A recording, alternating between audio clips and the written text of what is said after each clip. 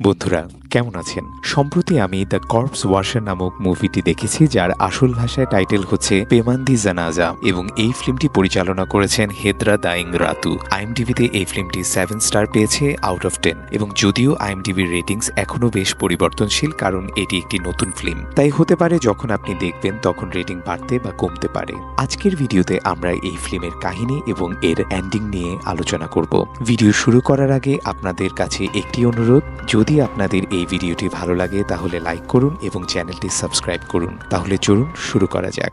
Movie শুরুতে আমরা এক মা এবং তার মেয়েকে দেখতে পাই, যেখানে মায়ের নাম সিতি এবং মেয়ের নাম লীলা। এরা দুজনেই কপস ওয়াশার। অনেক কালচারে এমন হয় যে মৃত মানুষের দেহ পরিষ্কার করে ধুয়ে দেওয়া হয়, এবং যারা এই কাজ করে তাদের কপস ওয়াশার বলা যেতে পারে। সিতি এবং লীলা এক মহিলার মৃতদেহ পরিষ্কার করছিল এবং তার শরীরে অনেক কাটা মার্কস ছিল, এমনকি একটি চোখেও বেশ জখম ছিল। হঠাৎ আমরা সেই মৃতদেহের চোখ খুলতে দেখি এবং দৃশ্যটি সেখানেই কেটে যায়। এখান থেকে কাহিনী কিছু সময় পরে চলে যায়, যেখানে গ্রামে মিসেস ইডার ছেলের খতনা পার্টি ছিল। এই পার্টির সময় আমরা মিসেস ইডাকে বেশ চিন্তিত দেখি এবং বুঝতে পারি যে সিতি ইডার বন্ধু। এখানে আমরা ইডার আরো কয়েকজন বন্ধুকে দেখি, যাদের নাম টেরি, এনা এবং টুটি। এরা 5 জন বেশ ঘনিষ্ঠ বন্ধু ছিল। এই বন্ধুদের কনভারসেশন থেকে বুঝতে পারি যে সবার স্বামী তাদের সাথে নেই, শুধুমাত্র টেরি ছাড়া, কারণ টেরি তো এখনো বিয়েই করেনি, তাই স্বামী থাকার প্রশ্নই ওঠে না। টেরি এদের মধ্যে সবচেয়ে বেশি গজিপ করে এবং টন্ট মারে।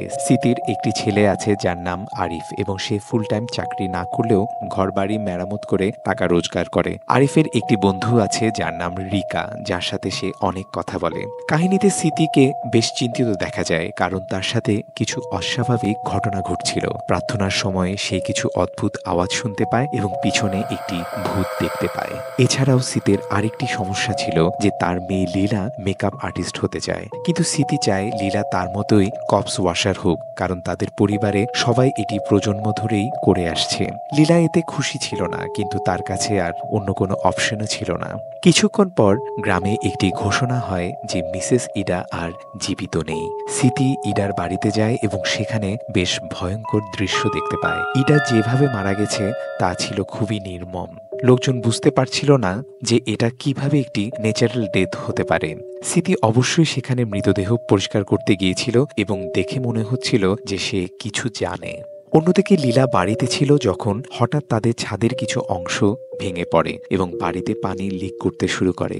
আরিফ বৃষ্টির মধ্যে ছাদ ঠিক করতে শুরু করে এবং সিতিও বাড়িতে ফিরে আসে। সিতি এতটাই অসুস্থ হয়ে পড়ে যে সে নিজেই পড়ে যায়। বাড়িতে কিছুক্ষণ বিশ্রাম নেওয়ার পর সিতি ইডার রক্তমাখা কাপড় পুড়িয়ে দেয় এবং লীলাকে বলে যে মৃত ব্যক্তির সবকিছু পুড়িয়ে দেওয়া উচিত, কারণ কিউরিসিটি নিয়ে কোনো কিছু রাখা ঠিক না। এরপর লীলা অন্য জিনিসপত্র পুড়িয়ে দেয় এবং সেখানে একটি পুরনো ছবি দেখতে পায়, যেখানে তার মাও ছিল।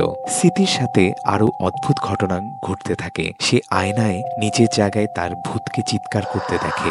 সে রাতে সিতি তার মেয়ে লীলার সাথে ঘুমাচ্ছিল যখন আমরা একটি ভূতের ছায়া বাড়িতে ঢুকতে দেখি। সিতি জেগে উঠে এবং ছাদে সে ছায়া স্পষ্টভাবে দেখতে পায়। সিতি কিছু করতে পারে এর আগে সে নিজেই শ্বাসরোধ হতে শুরু করে এবং বুঝতে পারে যে এটি সেই ভূতের কাজ। দৃশ্যটি সেখানেই কেটে যায় এবং নেক্সট দৃশ্যে আমরা দেখি যে লীলা জেগে উঠে দেখে তার মা রক্তমাখা অবস্থায় মৃত পড়ে আছে। সিতি মারা গেছে, ফলে লীলা এবং আরিফ খুব ভেঙে পড়ে। রীতি অনুসারে সিতের দেহ লীলাই ধুয়ে দিতে পারে, কারণ পুরো গ্রামে একমাত্র লীলাই ছিল কপস ওয়াশার। তার মায়ের দেহ ধোয়ার সময় লীলা লক্ষ্য করে যে তার মায়ের চোখ বারবার খুলে যাচ্ছে এবং সে প্রার্থনা করে যেন তার মায়ের আত্মা শান্তি পায়। লীলা অনুভব করে যে তার মা সিতি তাকে কপস ওয়াশিংয়ে গাইড করছে।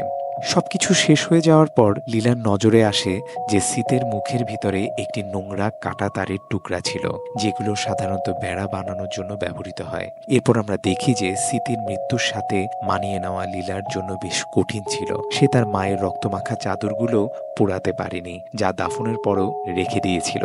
অন্যদিকে আরিফ মাকে হারানোর কষ্ট ভুলতে কাজে নেমে পড়ে এবং রিকার বাড়ির ছাদ ঠিক করতে থাকে।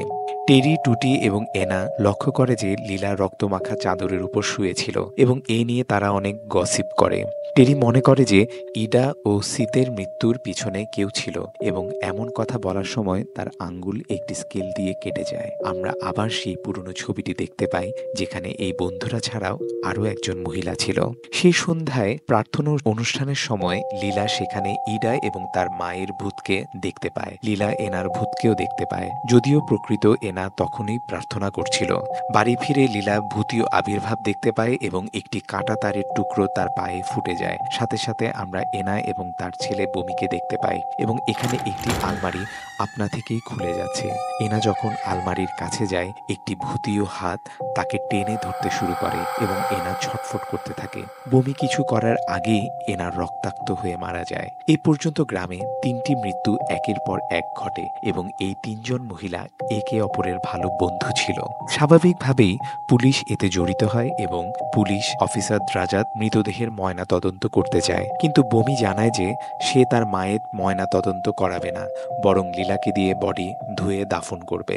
এদিকে লীলা তার বিছানার পাশে হেল্প মি আওয়াজ শুনতে পায় এবং এনার ভূতকেও দেখতে পায়, যিনি তাকে সাহায্য করতে বলছেন। আরিফের কথায় লীলা এনার দেহ ধুতে যায় এবং সেখানে এনার মৃতদেহ হঠাৎ বসে পড়ে এবং তার পেটের দিকে ইশারা করে। সেখানে আবার একটি দীর্ঘ কাঁটাতার পাওয়া যায়। মৃতদেহটি বারবার তার চোখ খুলছে এবং শেষে হেল্প মি বলে শান্ত হয়ে যায়। এতক্ষণে লীলা বুঝতে পারে যে এই মৃত্যুগুলির মধ্যে কোনো সংযোগ রয়েছে, তাই পরের দিন বমির সাথে দেখা করতে যায়। বমি জানায় যে তার মা মারা যাওয়ার আগে একজন নূরের নাম বলছিলেন। বমি লীলাকে একটি ছবি দেখায় যেখানে তার মা এবং তাদের সব বন্ধুরা ছিল, নূর সহ।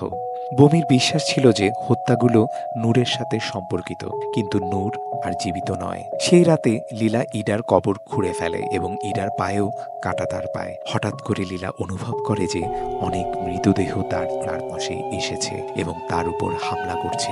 এই কারণে কবরটি পুনরায় না পুঁতে লীলা সেখান থেকেই পালিয়ে যায়। অ্যাজ এক্সপেক্টেড, পরের দিন সকালে পুরো গ্রামে এই খবর ছড়িয়ে পড়ে যে কেউ ইডার কবরের সাথে ছেদ করেছে।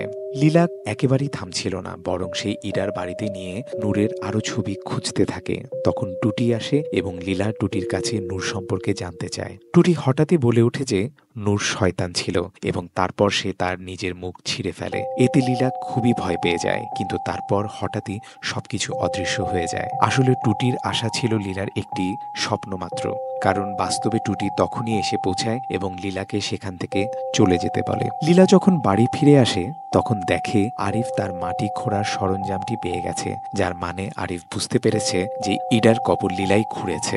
আরিফ লীলাকে বোঝাতে থাকে যে তাকে এসব করা উচিত নয়। লীলা আরিফকে কাঁটাতারের টুকরোগুলো দেখিয়ে বোঝানোর চেষ্টা করে যে কিভাবে সব মৃত্যুগুলো পরস্পর সংযুক্ত, যার মানে এটি কোনো অভিশাপের কারণে হচ্ছে। তখন টেরি বাইরে থেকে তাদের কথোপকথন আংশিকভাবে শুনে ফেলে এবং দ্রুত পুরো গ্রামে ছড়িয়ে দেয় যে গ্রামের মহিলারা কোনো অভিশাপে মারা যাচ্ছে, যা কোনো নূর নামের মহিলার কারণে।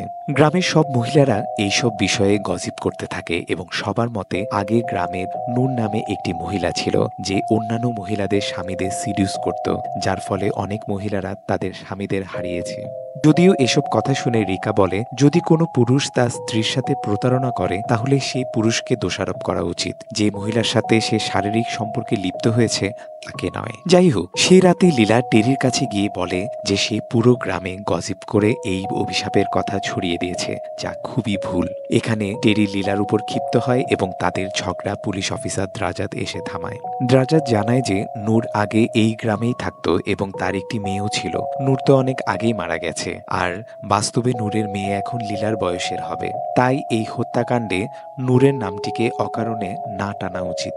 দ্রাজাত লীলাকে সাজেস্ট করে যে যদি তার কাছে এই হত্যাকাণ্ডগুলোর সাথে সম্পর্কিত কিছু তথ্য থাকে তাহলে সে অবশ্যই তাকে যেন জানায়, কারণ দ্রাজাত তো একজন পুলিশ।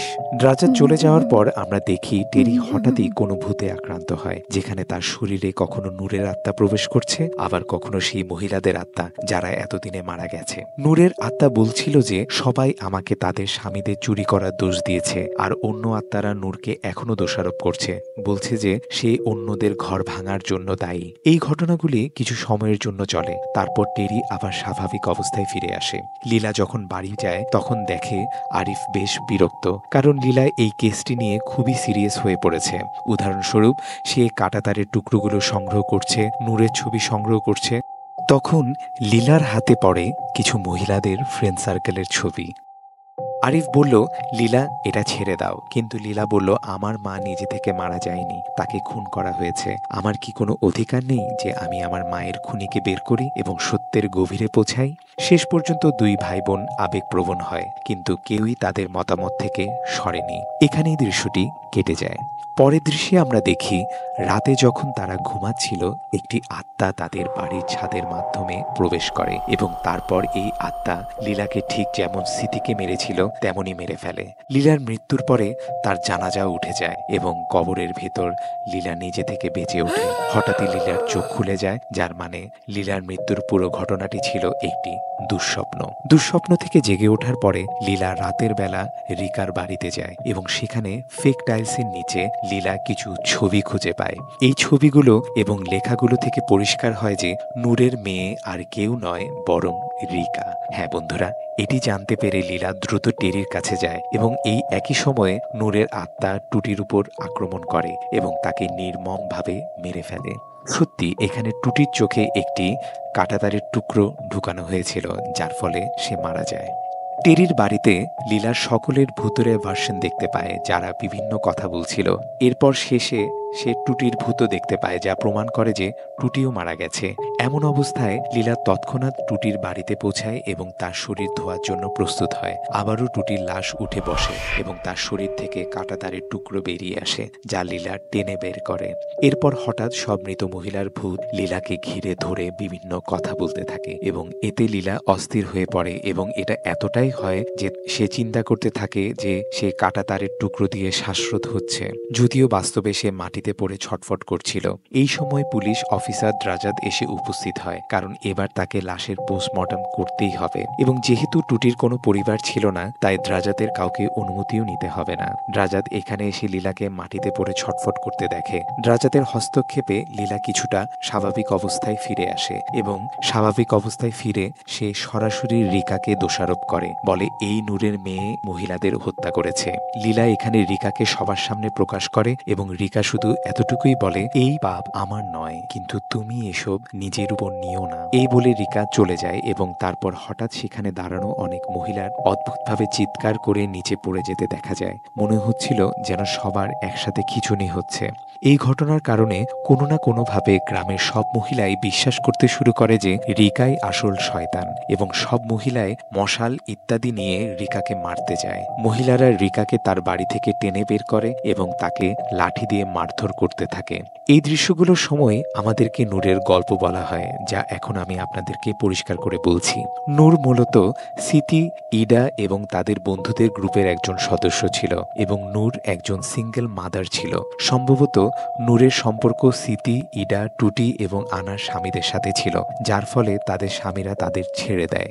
আইডিয়ালি এই পরিস্থিতিতে স্বামীদের দোষারোপ করা উচিত, কারণ তারা তাদের স্ত্রীদের সাথে প্রতারণা করেছিল। কিন্তু এখানে সবাই নূরকে দোষারোপ করে, বলে যে সে সবার স্বামীকে চুরি করে তাদের ঘর নষ্ট করে দিয়েছে। এরপর কি হলো? গ্রামের মহিলারা নূরকে টেনে নিয়ে গিয়ে অনেক মারধর করে, তারপর তার শরীরকে কাঁটাতারের সাথে ঘষে দেয়, যার ফলে নূরের চোখ, পেট এবং পায়ে কাঁটাতারের কাঁটা লাগে। এই নির্দয়তার মধ্যে ইডা এবং তার বন্ধুরাই সবচেয়ে এগিয়ে ছিল এবং শেষে নূর মারা যায়। তাই হ্যাঁ, এখন নূরের আত্মা সবার থেকে প্রতিশোধ নিচ্ছে, ঠিক যেমন তাকে মারা হয়েছিল, অর্থাৎ সে কাঁটাতারের সাথে তাদের মেরে ফেলছে ঠিক সেসব জায়গায় যেখানে তাকে আঘাত করা হয়েছিল। রিকা যে নূরের মেয়ে ছিল, তার এসবের মধ্যে কোনো হাত ছিল না, কিন্তু রিকা সব জানত, কারণ তার চোখের সামনেই তো নূর মারা গিয়েছিল। বন্ধুরা, সিনেমার প্রথম দৃশ্যে যে ডেড বডিটি সিটি ধুয়ে দিচ্ছিল, সেটি সম্ভবত নূরেরই ছিল। বর্তমানে দৃশ্যটি ছিল এমন যে লীলার কারণে কোথাও না কোথাও গ্রামের মহিলারা আবার একই কাজ করছিল, অর্থাৎ তারা রিকাকে এই বলে নির্মমভাবে মারছিল যে রিকাই গ্রামের মহিলাদের হত্যা করছে। রিকা তাদের বোঝানোর চেষ্টা করে যে তোমরা ইতিমধ্যেই আমার মাকে মেরে ফেলেছ, তারপর সেই পাপের শাস্তি পেতে থাকলে তার দোষ আমার উপর চাপিয়ে আমাকেও মারছ। কিন্তু গ্রামের মহিলারা কিছুই শুনতে চায়নি। তারা রিকাকে লাঠি এবং রড দিয়ে মারতে থাকে। লীলা পিছন থেকে সবকিছু দেখছিল। এই সময় লীলা অনুভব করে যে তার মা স্মৃতির আত্মা তাকে বলছে যে এটা থামাও, কারণ এটা ভুল। লীলা তখন অবশেষে বুঝতে পারে যে রিকা মারা গেলে এই অভিশাপ বা নির্দয়তা সাইকেল কখনোই শেষ হবে না। এমন অবস্থায় লীলা তৎক্ষণাৎ রিকাকে বাঁচাতে ঝাঁপিয়ে পড়ে, কিন্তু মহিলারা তো লাঠি চালিয়েই যাচ্ছিল। তাই হ্যাঁ, লীলাও মার খেতে শুরু করে এবং লীলাকে বাঁচাতে আরিফও ঝাঁপিয়ে পড়ে। আরিফের মাথায় আঘাত লাগে। এই সময়ে সব মহিলারা অবশেষে বাস্তবতা হারিয়েছিল এবং যে আসছে তাকেই মারছিল। তাই হ্যাঁ, অবশেষে তারা থামে, কিন্তু ততক্ষণে অনেক দেরি হয়ে গিয়েছিল, কারণ সম্ভবত মাথায় আঘাতের কারণে আরিফ মারা যায়। হ্যাঁ বন্ধুরা, শুধু আরিফই নয়, রিকাও সম্ভবত বাঁচেনি। লীলা এখানে বসে কাঁদছিল এবং চিৎকার করছিল, আর গ্রামের মহিলারা চুপচাপ সেখান থেকে চলে যাচ্ছিল। এই পয়েন্টে দ্য কাপস ওয়াশার সিনেমাটি শেষ হয়। কিন্তু এই ছবিতে একটি মিড ক্রেডিট দৃশ্যও রয়েছে। দৃশ্যে আমরা দেখি যে লীলা সেই ঘটনার পরেও বেঁচে গেছে এবং সে মিস মর্নিন নামক একজন মহিলার শরীর ধুচ্ছে। এখন লীলা মিস মর্নির মুখ থেকে একটি পিন খুঁজে পায়। এই পিন কি হতে পারে তা আমরা ঠিক 1 মিনিটের মধ্যেই থিওরি সেকশনে আলোচনা করব। তাহলে বন্ধুরা, এই ছিল দ্য কপস ওয়াশার ছবির গল্প, যা বেশ সহজ। যদি এটিকে সংক্ষেপে বলা হয় তাহলে এক মা নূর সম্ভবত গ্রামের অনেক মহিলার স্বামীর সাথে সম্পর্ক রেখেছিল, যার ফলে সেসব মহিলার ঘরবাড়ি নষ্ট হয়ে যায়। এমন অবস্থায় মহিলারা নূরকে দোষ দিয়ে তাকে মেরে ফেলে এবং তারপর নূরের আত্মা সেই মহিলাদের থেকে ঠিক সেভাবেই প্রতিশোধ নেয় যেমনভাবে নূরকে মারা হয়েছিল। শেষে নূরের মেয়ে রিকাও একই পরিণতি ভোগ করে, কারণ লীলা তার উপর দোষ চাপিয়েছিল।